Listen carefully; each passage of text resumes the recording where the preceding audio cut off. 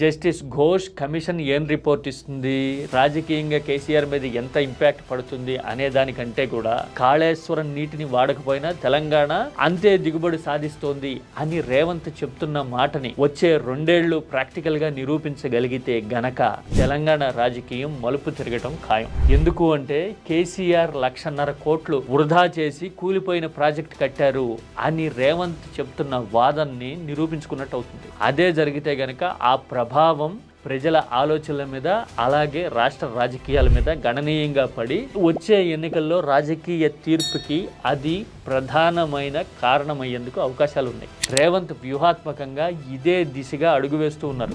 ఒక పక్కన శారీరకమైన లిమిటేషన్స్, మరో పక్కన సొంత పార్టీలోను సొంత కుటుంబంలోనూ అలజడి, ఇంకో పక్కన బీజేపీ కాంగ్రెస్ దాదాపు ఏకమై అనుసరిస్తున్న వ్యూహాలు కేసీఆర్ ని ఉక్కిరిబిక్కిరి చేస్తున్న సమయంలో బీఆర్ఎస్ చేస్తున్న వాదన్ని జనం ఎంత ఓన్ చేసుకుంటారు, రేవంత్ రెడ్డి చెప్తున్న కాళేశ్వరం కూలిపోయింది అనే వాదన్ని ఎంతమంది ఓన్ చేసుకున్నారు అనేదే తెలంగాణ భవిష్యత్ రాజకీయాన్ని డిసైడ్ చేయడం ఖాయంగా కనబడుతోంది.